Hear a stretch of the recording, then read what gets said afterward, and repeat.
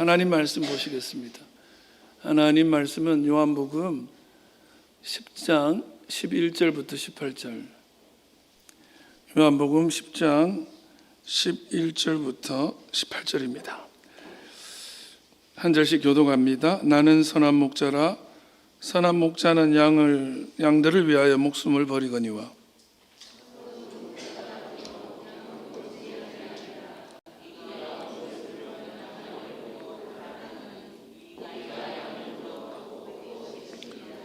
달아나는 것은 그가 싹군인 까닭에 양을 돌보지 아니함이나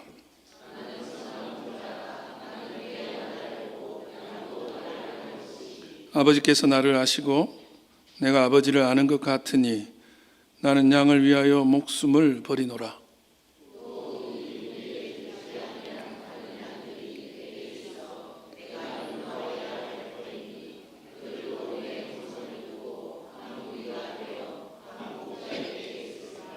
내가 내 목숨을 버리는 것은 그것을 내가 다시 얻기 위함이니 이로 말미암아 아버지께서 나를 사랑하시느니라.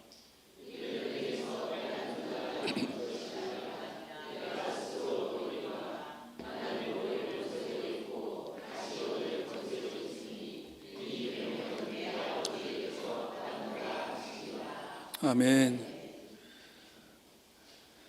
이 시간 이 말씀으로 다시 예수 그리스도 다시 교회 시리즈 9번째 시간, 선한 목자 예수 그리스도, 선한 목자 예수 그리스도, 이런 제목으로 하나님 말씀 나누겠습니다. 우리가 벌써 다시 예수 그리스도 다시 교회라는 주제로 9번째 시간인데요, 그동안에 교회 시리즈를 마쳤고 예수 그리스도, 다시 예수 그리스도, 그분을 바라보면서 예수님의 말씀을 붙잡고 오고 있습니다. 나는 길이요 진리요 생명이다. 나는 생명의 떡이다. 이러한 말씀들을 계속 나누고 있죠. 오늘은 너무 여러분 잘 아시는 나는 선한 목자라고 예수님 말씀하셨는데, 이 말씀 속에 어떤 의미가 담겼는지 좀 나누려고 합니다.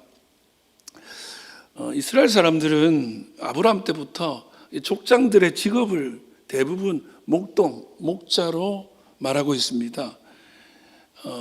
양떼를 그리고 혹은 염소를 키우는 그런 목동들 말이죠.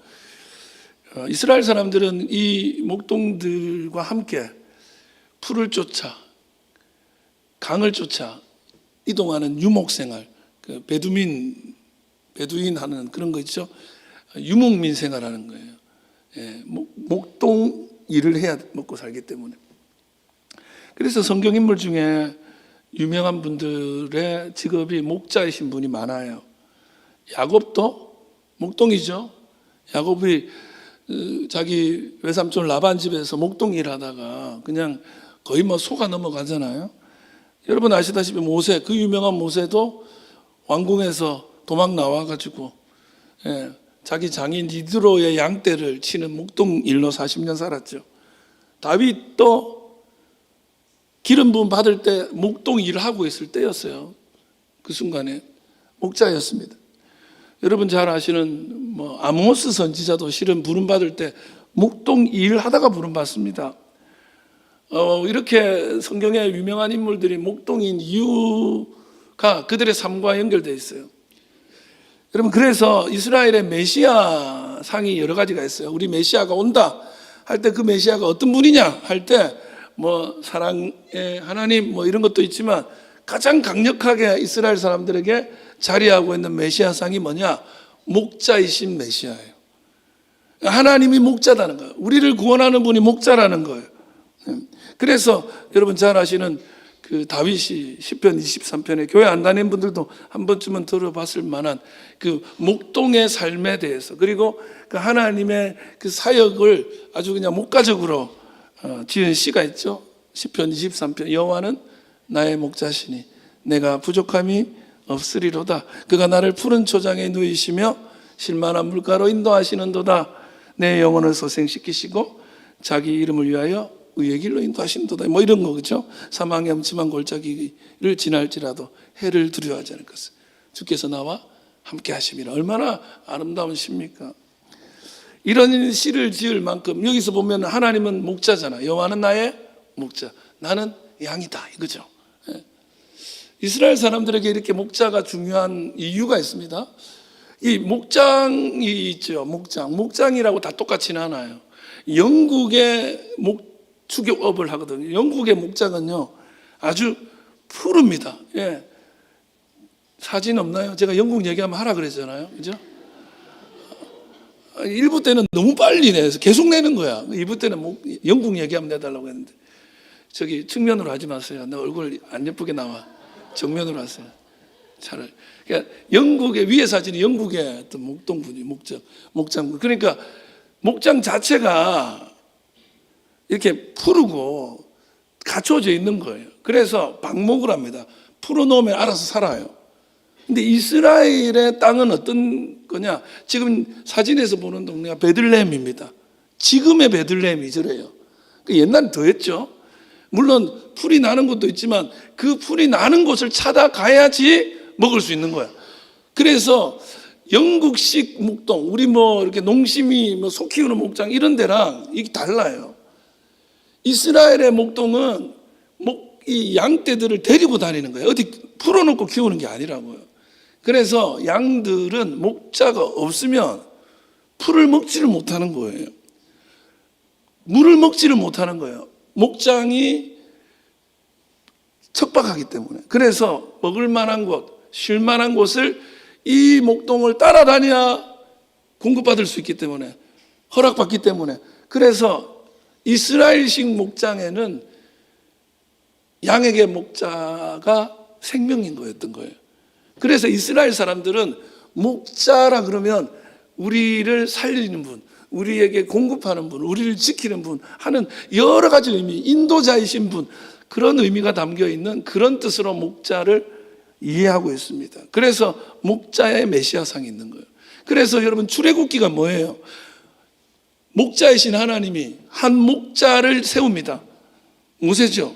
그 모세를 애굽 땅에서 이동시켜서 광야 땅을 지나서 적과 꿀이 흐르는 땅, 가나안 땅, 그게 뭐예요? 푸른 초장 실만한 물가로 인도에 드리는 거. 그게 출애굽기 스토리잖아요. 그뿐이 아닙니다. 바벨론 포로 시간에 포로기를 살고 있어서 외국에서 포로 생활하는 중이야. 그때 하나님이 이런 얘기를 해요. 에스겔에 나와요. 이들이 이렇게 헐벗고 못 먹는 이유는 목자가 없어서다. 그러면서 내가 이들의 목자가 되어서 그들을 누이리라, 눕게 하리라 이렇게 됐어요. 여러분, 실만한 물가에 우리 주님이 어떻게 누이시며 양떼들을 누워서 쉴 수 있게 만드는 하나님. 그런 하나님 상이 이스라엘에게는 있는 거예요. 그래서 메시아는 목동이다 이거예요. 목자다. 그 말을 바꾸면 생명 같은 분이다. 그분이 우리를 지키고 보호하고 공급하고 살린다. 이스라엘은 그 고백이 있어요.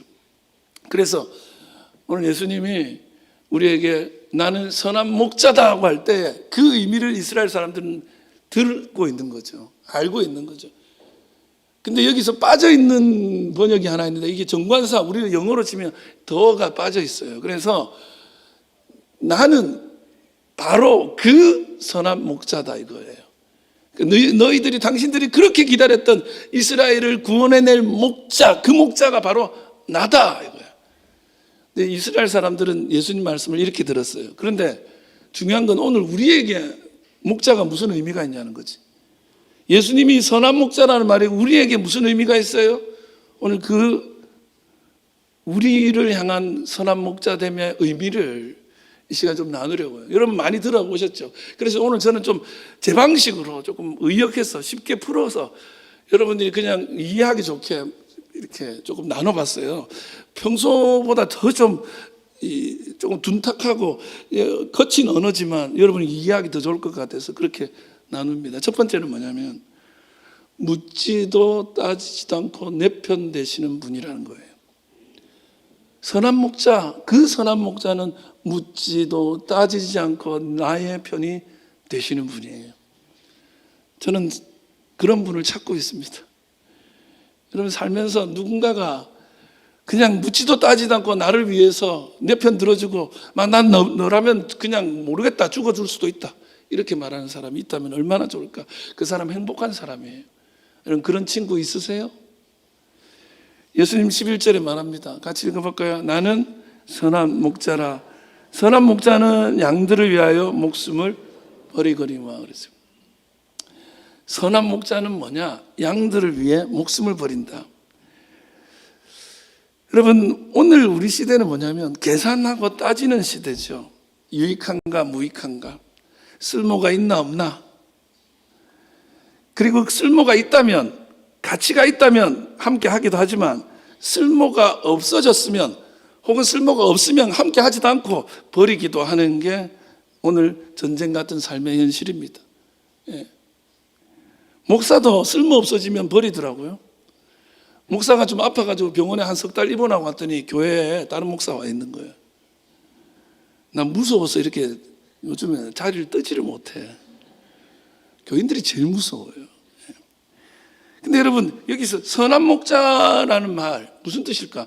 선한, 이게 원어적으로는 그냥 진짜 좋은 이란 뜻이에요. 영어로 굿이라고 돼 있어. 굿. 근데 반대말은 뭘까요? 나쁜? bad? 그렇게 됐을까요? 근데 성경적으로 정확하게 답이 나와요. 예수님 그 다음 절에 뭐라고 했냐? 12절. 싹군은 목자가 아니요. 누구라고? 싹군. 선한 목자 반대말은 싹군 목자. 그 목자도 아니라는 거예요. 그래서 우리가 옛날에 저 사람 싹군이다, 싹군 이런 말 썼잖아요. 무슨 뜻으로 써요? 아주 나쁜 사람, 사이비 뭐 이런 뜻이야. 근데 과연 그 뜻이 맞냐? 이 싹군이라는 말이. 원어의 싹군은 뭐냐면 미스도토스예요. 뭐라고? 미스도토스. 이거는 무슨 뜻이에요? 품꾼. 쉬운 말로 고용된 일꾼이라는 소리예요. 돈을 받고 일하는 사람이란 뜻이에요. 내가 주인이 아니야. 내가 돈을 받고 양을 치는 사람이야. 여러분, 싹을 안 받은 주인은 선한 거고 싹을 받고 일하면 나쁜 거냐? 싹군 목사라는 말 많이 쓰는데 목사가 싹을 받고 일하면 나쁜 목사예요? 저는 나쁜 목사인가요? 좋은 목사인가요? 저 싹군이에요. 저 월급 받아요. 월급 받아요. 자꾸 가스라이팅을 하는 거야. 그런 거 안 받아야 좋은 거라고. 여러분, 직장에서 월급 안 주면 그 직장 다닙니까? 그 직장 월급 안 줘서 그만뒀어 그러면 이 나쁜 놈 합니까? 의리가 있지? 아니, 월급 받는 게 뭐가 문제예요? 요즘 젊은이들한테 가스라이팅해. 아, 젊어서 사서 더 고생해. 이거 받고 그냥 해. 그리고 주인의식을 가져야지. 퇴근 시간 안 지키는 거야. 나쁜 거죠. 근데 그게 좋은 거라고 교육을 하는 거예요. 그러면서 목사한테도 싹고 목사 가난해야지 이러는 거예요. 물론 가난은 필요합니다만은 이 뜻이 그 뜻이 아니에요. 여러분, 싹을 안 받아야 선이고 싹을 받으면 나쁜 거면 이 세상에 월급 받고 일하는 사람 다 나쁜 사람인 게? 사실 이게 그 뜻이 아니에요. 싹군 목자 하면 잘못된 목자, 사이비 목자 이렇게 하지만 원래 그냥 고용되어서 돈 받고 일하는 사람이라는 뜻이야. 너무 당연한 거예요. 자, 보세요. 당대에 예수님 당시에 목동들에게 대부분 싹을 주고 자기 양을 치게 합니다. 주인들이 직접 양떼를 치지 않습니다. 왜? 이건 목동 일이야말로 가장 천한 일이었기 때문에 부자들은 하지 않는 거예요. 양을 소유할 정도의 재산을 가진 사람은 그런 일을 안 해요. 여러분, 예수님이 태어나실 때 밤중에 목동들에게 천사가 나타나잖아요. 그죠? 근데 그 밤에 일하는 사람 있죠. 이스라엘 사람은 밤에 일하는 사람은 천하디 천한 사람이에요. 아무도 안 하는 일은. 그거는 정말 남들이 안 하기 때문에 그래도 그거라도 해서 먹고 살 만큼 가난한 사람이나 하는 거라고요. 근데 제가 논문을 예수님 기적에 대해서 썼다 그러는데 그게 역사적 예수 연구라는 걸래요. 이게 뭐냐면 예수님 당시를 연구하고 그 시대에 걸어 다니신 예수님은 뭐라고 했었고 그게 어떤 의미였고 그때 기적은 뭘까 이런 거예요. 그거 주사 맞고 나왔는데 기적이라고 할 수도 있잖아요. 그걸 연구하는 건데 제일 중요하게 생각하는 게 당대의 사회상이에요. 예수님 당시의 사회상이 뭐냐? 물가가 어느 정도 됐고 사람들은 얼마만큼 돈을 벌었고 그런 걸 연구하는 거예요. 자료가 다 있어요. 세계사가 있기 때문에. 근데 예수님 당시에 이스라엘은요, 대략 90%가 빈민이었습니다. 나머지 10% 중에 중산층이 있고 잘 사는 사람이 있고 막 이런 거예요. 대부분 다 가난도 너무너무 가난했어요. 그래서 남들이 안 하는 이 목동 일을 대부분의 남자들이 했던 거예요. 예, 그러면 이 사람들 뭐예요? 먹고 살려고 하는 거잖아. 싹 받아요, 안 받아요? 싹을 안 주면 그 일을 왜 해? 이것 때문에 정말 우리 집안 식구들 먹여 살리는 건지 그거라도 벌어야지 사니까 하는 거라고요. 그런데 먹고 살기 위해서 하는 일이다 보니까 계산을 하는 거죠. 내가 먹고 살자고 하는데 이것 때문에 내가 다쳐서, 이것 때문에 손해를 크게 봐, 이것 때문에 죽을 일이 있나 생각하죠. 당연한 거 아니에요? 당연한 거 아니에요? 11절 읽어볼게요. 시작. 나는 선한 목자라. 선한 목자는 양들을 위하여 목숨을 버리거든요. 여러분, 이 말씀이 이상하지 않아요? 저는요, 어느 날 갑자기 이 말씀 너무 이상한 거예요. 여러분, 여기 가만히 생각해. 목자는 사람이잖아요. 양은 그래도 동물인 거예요. 여러분, 한번 생각해 봐요. 내가 목자인데 양 한 마리가 저기 벼랑에 막 다리를 헛디뎌가지고 대롱대롱 매달려 있어. 저거 구하러 내려갔다 내가 죽을 수 있어. 여러분 어떻게 해요? 막 이거는 조금 이따 얘기합시다. 그러면 머릿속에 두고. 여러분 요즘에 집에 반려견 키우잖아요. 성경 제가 개라고 썼다가 개라는 단어를 설교 시간에 쓰면 안 되는데 그건 동물 비하래. 난 이해가 안 돼요. 그래서 반려견을 키워. 그럼 반려견을 막 자기 아들 딸이라 그러고 뭐 언니 오빠라 그래. 예. 개를 동생으로 둔 사람들, 개를 자식으로 사는 사람들 좀 이상해요. 근데 나는 이해 안 되지만 그렇게 반려견을 좋아해. 근데 아무리 반려견이 좋고 반려묘가 좋아도 우리 집에 무슨 큰 위기가 닥쳤어. 근데 내 아들이 있어. 그러면 내 아들하고 나부터 피하고 살아야 되는데 강아지를 먼저 살리겠다고 내가 죽을 수 있나? 여러분 중에 누구는 나는 내가 죽고 강아지를 살릴래. 나는 이해 안 되지만 그런 분이 있겠지만 상식적으로는 내가 살고 강아지가 죽는 거예요. 매달려 있는 양 한 마리 살리겠다고 내가 왜 죽어요? 그게 계산인가요? 상식인가요? 상식 아닌가요? 근데 선한 목자는 안 그런다는 거야. 죽는다는 거야. 계산을 안 하는 거죠. 여기 버리다, 내 목숨을 버리거니와 그랬는데 이 버리다가 히브리 헬란 말로 티뎀이거든요. 티뎀이. 원래는 여러 가지 의미가 있는데 여기 내려놓는다는 뜻이 많이 써요. 내려놓는. 그래서 이제 매장하는 거 사람 무덤에 내려놓잖아, 그죠? 그 매장인데 이게 뭐냐면 자기 고난을 내려놓는 거야. 죽는다는 의미 속에 자기의 모든 고난을 내려놓는 거야. 예. 그거 이게 헬라 원래 의미가 그래. 자발적이라는 말이 딱 가로가 있어요.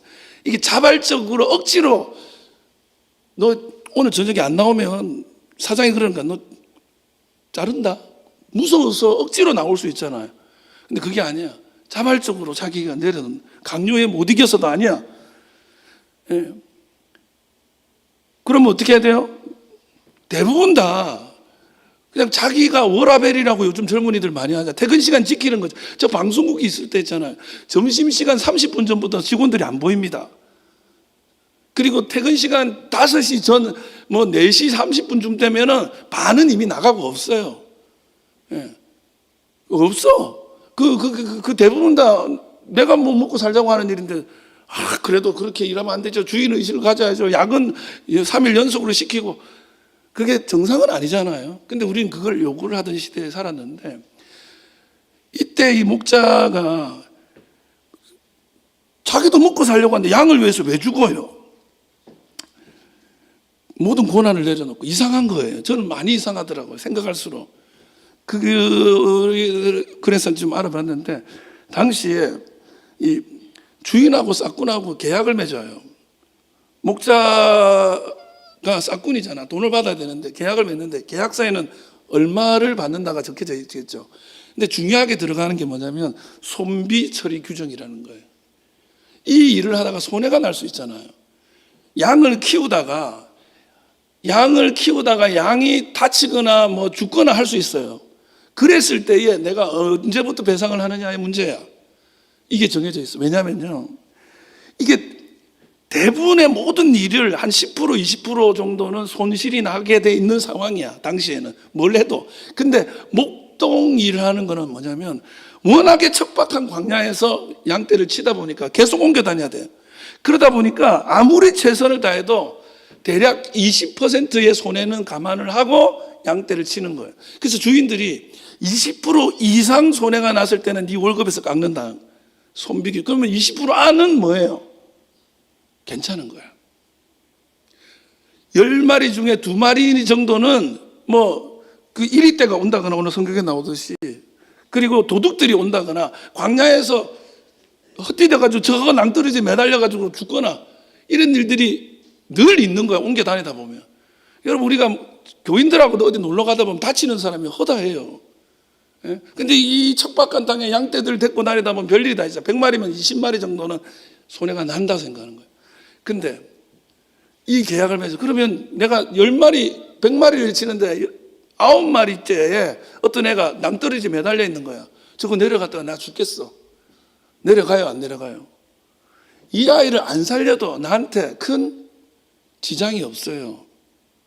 그렇게 계약이 돼 있다니까. 그거는 원래 그렇게 다 살아. 거기 안 내려갔다가 나쁜 놈 그러지 않는다고요. 근데 보통 이런 규정이 있기 때문에 계산을 하죠. 아, 내가 여기 내려갔다 다치면 우리 집안 식구 어떻게 해? 우리 애는 어떻게 하고, 우리 마누라는 어떻게 하고, 다른 양은 또 어떻게 해? 그래서 안 내려가요. 그 양은 죽죠. 근데 선한 목자는, 예수님은 어떻게 한다? 그런 거 안 따진다는 거예요. 그런 거 안 따져. 계산 안 해. 뭐 남들이야 뭐라고 하든지 말든지 나는 묻지도 말고 따지지도 않고, 내가 손해를 보든지 내가 죽든지 내가 다치든지 양 한 마리 그게 뭐라고, 그걸 위해서 거기 간다는 거예요. 모두 내려놓는다는 거예요. 여러분, 오늘도 여러분 곁에서 누군가가 정말 내 옆에 묻지도 않고 따지지도 않고 내 편 되어 주시는 분이 필요하다면 바로 그분이 선한 목자 되시는 예수 그리스도이십니다.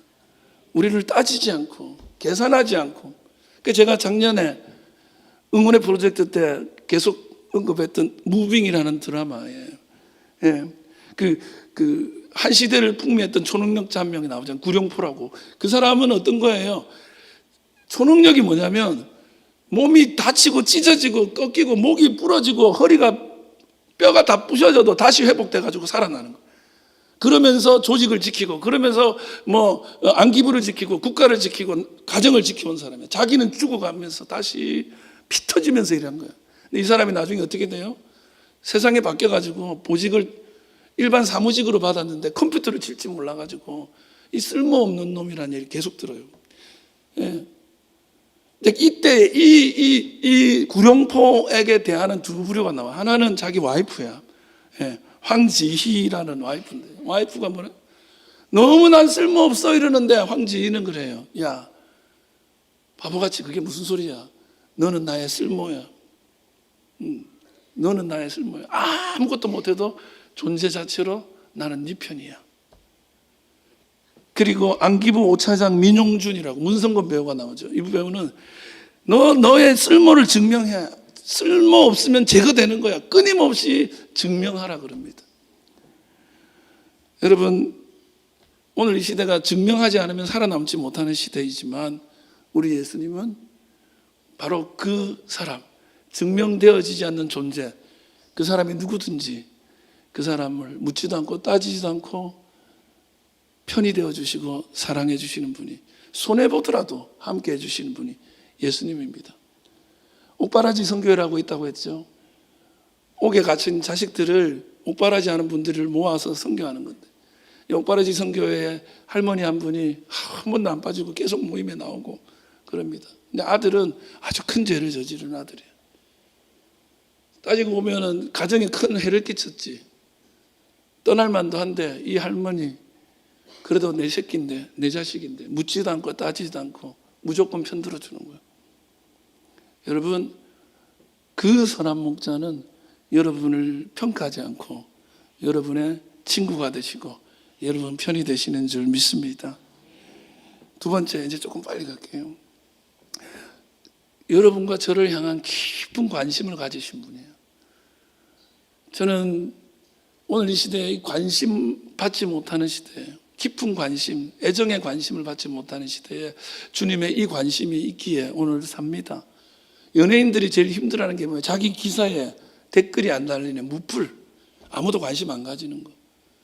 물론 요즘에 너무 관심을 가져서 이상한 악플을 달아가 사람 죽게도 하지만 대부분 무관심해 남의 일에. 14절 한번 읽어볼까요? 나는 선한 목자라. 나는 내 양을 알고 양도 나를 아는 것이. 15절 아버지께서 나를 아시고 내가 아버지를 아는 것 같으니 나는 양을 위하여 목숨을 버리노라. 나는 선한 목자라. 나는 뭐요? 내 양을 안다. 그래, 양도 나를 안다. 제가 서울에 처음 가서 그 해에 들었던 찬양이 하나 있어요. 근데 그 찬양을 듣는데 너무 가슴이 터질 것 같은 거예요. 그 찬양 가사 제목이 그거야. 내 이름 아시죠? 나를 지으신 주님 내 안에 계셔. 처음부터 내 삶은 그의 손에 있었죠. 그는 내 아버지, 난 그의 소유. 내가 어딜 가든지 날 떠나지 않죠. 내 이름 아시죠.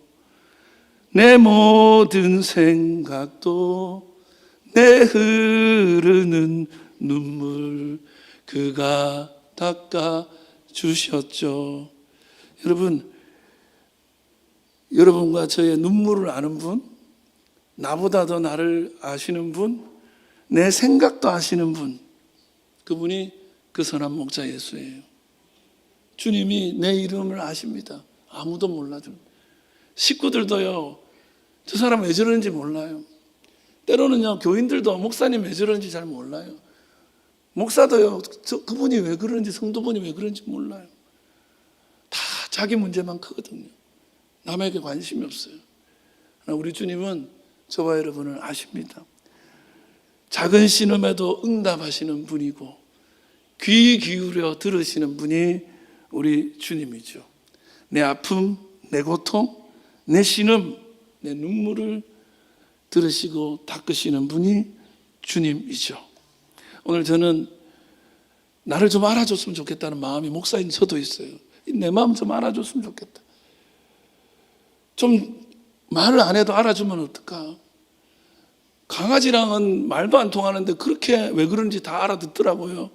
제 지금 배고파서 그러는 거예요. 세상에 텔레파시예요. 애기 엄마들, 간단쟁이 엄마들 있잖아요. 애 울어요. 그러면 딱 그래. 쌌네. 애가 오줌 쌌어. 말 안 해요. 응애. 쌌구나. 응애. 배고프구나. 응애. 어디 아프구나. 아니 응애인데 다 알아들어요. 여러분, 내가 말 안 해도 아시는 분이 하나님이십니다. 우리 예수님이죠. 근데 어떻게 이렇게 아실까? 여러분, 어떻게 알아요? 여러분이 저에 대해서 알아요? 목사님, 저 뭐 바뀐 거 없어요? 이렇게 물어봐. 그럼 대충 찍었다. 머리 했네? 이렇게 하는 거야. 관심 있고 봤거든. 머리 했거든. 그 다음 번은 또 뭐 바뀐 거 없어요? 그러면 머리는 아닌데. 근데 뭐 예를 들면 뭐 피부과 뭐 갔다 온 거 같고 이런 것도 다 알거든요, 제가. 근데 예뻐요 물어보면 대답은 안 해요. 거짓말을 할 수 없잖아. 그래서 뭐 예를 들면 도시적이에요. 이런 식으로 뭔가 근데 아니 사람이 그런 관심 말고 이게 그 사람이 지금 울고 있는지 웃고 있는지 그거를 아는 거죠. 그 어떻게 알죠? 그게 성경의 13절 한번 읽어봐요. 달아나는 것은 그가 싹군인 까닭에 양을 돌보지 아니함이니라. 12절에 보면 이리때가 나타나요. 그래서 싹군은 탁 던지고 도망가. 진짜 필요할 때 도망가. 왜? 계산해야 되니까. 내가 여기서 죽을 일이 없잖아. 여기서 몇 마리가 이리가 가져간다 하더라도 나한테는 큰 손해가 안 나. 계약이 그렇게 돼 있으니까. 뭐 이런 거 감안해야지. 성공하려면 몇 명쯤은 희생해야지. 이기려면 몇 사람 죽어도 어쩔 수 없지. 이게 이제 세상의 방정식이지. 근데 도망을 가. 그러면 그렇게 하는 까닭이 뭐라고? 양을 돌보지 아니함이다.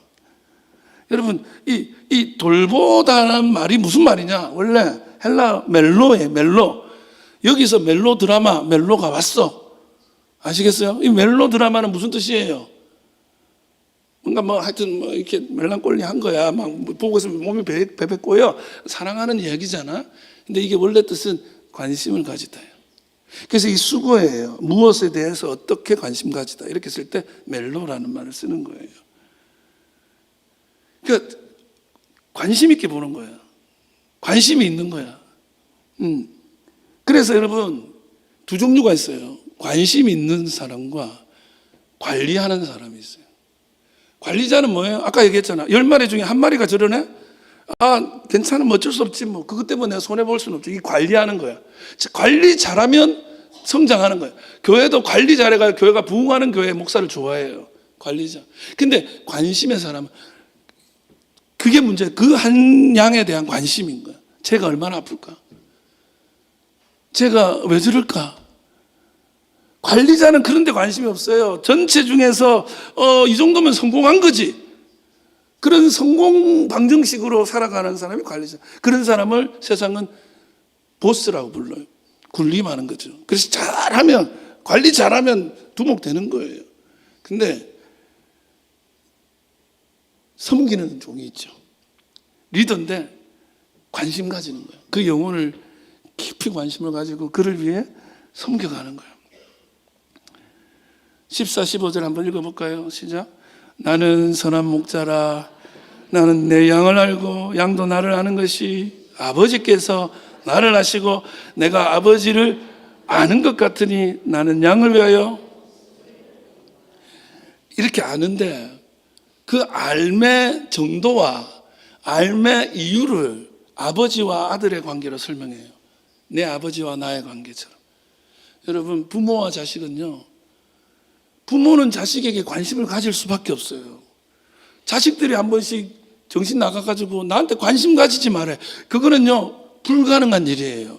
자식들에게 말씀드릴게요. 부모님한테 관심 가지라는 말은 지금 불가능을 지금 하라는 거예요. 아무리 관심 안 가지려고 해도요, 생각나요. 여행 가잖아요. 하룻밤 딱 지나면요, 사모가 그래요. 아, 이거 우리 아들 주면 좋겠다. 이거 먹으면서, 와, 같이 먹으면 맛있겠는데. 그래요. 뭐 가면요, 계속, 아, 이거 이쁘네? 그래서 보고 있어도 보고 싶은 게 아들, 딸이야. 너무 관심이 가잖아. 그게 부모 관계예요. 어쩔 수 없는 내가 본질적으로, 그냥 본성적으로 관심이 가는 거야. 그러니 알지, 얘가 어떤 상태인지. 제가 얼마 전에 제 친구 한 명을 만났어요. 딸이 16인데 백혈병에 걸린 거예요. 너무 안타깝다. 16인데. 근데 이 친구를 공항에서 만났는데 어디 가냐고 그랬더니 서울에 병원에 간다는 거야. 치료 다니니까 오늘 정리하려고. 무슨 얘기냐 했더니 미국으로 가려고 한다는 거야. 잘 안 돼가지고. 자기 딸이 아니면 백혈병에 걸렸든지 암에 걸렸든지 미국을 왜 갑니까? 자기 딸이니까. 그 어떤 희생을 치르고라도 미국도 일본도 프랑스도 영국도 가는 거예요. 그게 부모 자식이죠. 주님이 여러분에 대한 관심은 그런 거예요. 우리에 대한 관심은 그런 거예요. 예, 다 던지고도 예, 내가 막 돈이 없는 가난한 목사인데 미국 가는 거예요. 딸 살릴 수 있으면. 여러분, 이렇게 가진 관심의 표현이 때로는 여러분에게 잔소리일 수도 있죠. 그러나 그것이 여러분을 위하는 것이라는 건 알아주셨으면 좋겠어요. 자녀들 중에. 우리 주님은요, 그렇게 저와 여러분과 함께 하십니다.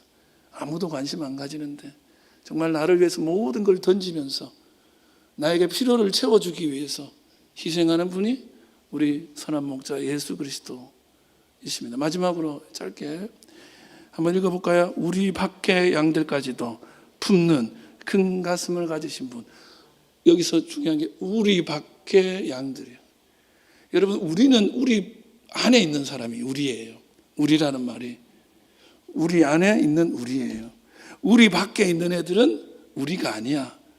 때로는 적이고 남이에요. 근데 우리 안에 있는 우리 말고 우리 밖에 있는 이들도 우리라고 말하는 것이 예수님이에요. 16절입니다. 또 이 우리에 들지 아니한 다른 양들이 내게 있어 내가 인도하여야 할 터이니 그들도 내 음성을 듣고 한 무리가 되어 한 목자에게 있으리라. 우리 안에 있는 양떼뿐만 아니라 우리 밖에 있는 우리가 아닌 그 양도 품으시는 분이 예수님이에요. 그래서 예수님은 선민 이스라엘뿐만 아니라 저 이방 땅까지 품고 찾아갑니다. 원수 같은 나라, 원수 같은 백성들인 사마리아 땅을 찾아가서 우물가의 여인을 만나주시고 그를 건지십니다. 거라사의 광인, 거라사 땅, 그 더러운 땅에 찾아가셔서 그 귀신 들린 사람을 무덤에서 구원해 주시고 돼지떼 2,000마리를 희생하고라도 살리시는 분이 예수님이에요. 저 사람은 구원 못 받아 하는 사람인데 손가락질 받고 혐오당하고 니네는 절대로 예배당에 오지 마 그랬던 사람들을 만나주고 찾아갑니다. 중풍병 환자, 한센병 환자, 또 혈류병, 이 혐오의 대상이야. 니네는 저주받은 애들이야. 혐오받았던 애들인데 그들을 환대하고 그들을 만나주고 그들에게 천국을 선사한 분이 예수님이에요. 원수 사울, 예수 믿는 사람에겐 철천지 원수 같은 사울도 찾아가셔서 그를 부르시고 우리 속으로 넣어서 사도가 되게 하신 분이 예수님이에요. 이스라엘 백성들은요 선민의식이 있었어요. 그런데 하나님이 니를 내가 택했는데 니들을 통하여 온 열방이 복받게 하겠다. 이방 땅에서 전하라고 했지만 이스라엘 사람들은 이거를 거절하고 자기들만 하나님의 사랑을 독점합니다. 이거를 한국교회가 그냥 배운 거예요. 어떻게 한국교회처럼요, 우리 아니면 다 안 된다는 거예요. 여러분, 그 이스라엘 사람들이 나중에 어느 정도였냐면 이방 땅에 살기만 해도 개라고 불렀어요. 혐오죠. 한국교회가 너무너무 혐오하게 돼요. 이게 나쁜 전통을 이어받은 거예요. 바리새주의가 그랬던 거거든요. 요즘에 가장 강력한 폭력 언어가 어디서 나오는? 교회에서 나옵니다. 교회 중직자들 모인 단톡방, 그 다 나오세요. 거기 들어있는 사람들. 그게 이래서 안 되고 저래서 안 되고 막 그런 얘기만 들어있어요. 교회는 적어도요, 세상에서 거절당한 사람이 와도 품어주는 거예요. 교회는, 신앙의 은혜는 여러분, 정치 이념을 넘어서, 지역을 넘어서, 교파를 넘어서, 문화를 넘어서, 울타리를 넘어서 우리 가운데 온 게 기독교 신앙이에요.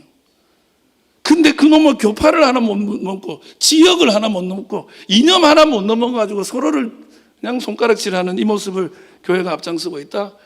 그럼 그게 교회 아닌 거예요. 예수님은요, 마지막 명령을 그렇게 하셨어요. 모든 민족으로 제자를 삼으라. 저 울타리 밖에 있는 애들이 우리라고, 손을 내밀라고. 여러분, 교회는 환대의 공동체입니다. 환대하는 거예요. 교회는 너 안 돼, 너 안 돼 하면서 거기서 막 금식하고 있는 사람 옆에 가가지고 피자 막 먹는 거예요. 이 사람입니까?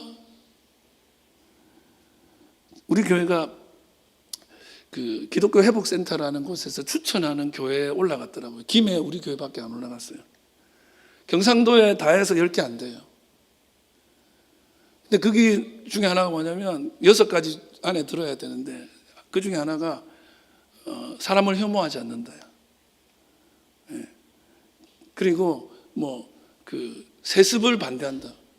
저 우리 아들 절대로 목사 안 시킬 거예요. 아주 강력하게 반대합니다.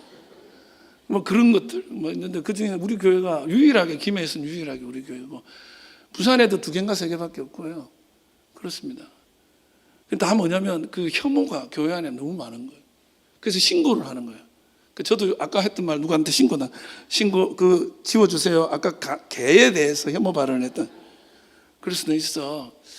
근데 여러분, 교회는 입으로만 사랑이 아니고 나랑 좀 달라도 같이 환대하는 거예요. 물론 이건 다른 사람한테 너무 피해를 주면 그러면 안 된다고 말하죠. 잘못된 건 잘못이 있죠. 그런데 그거를 통해서 사람을 혐오하면 안 되지. 죽으라고 굳하면 안 되지. 여러분, 예수님은 오늘 우리 밖에 있는 우리 또 다른 가족들, 우리 밖의 동포들, 북한 땅, 일본, 중국, 러시아, 저 동남아시아까지 다 환대하라고 우리를 부르십니다. 저는 그 일에 여러분과 제가 헌신되기를 바랍니다. 그리고 그 사람 때문에 오늘 여러분이 믿음으로 이 자리에 앉아 있는 것을 깨닫기를 주의 이름으로 축원합니다. 말씀 마칩니다. 여러분, 목자가 누구예요?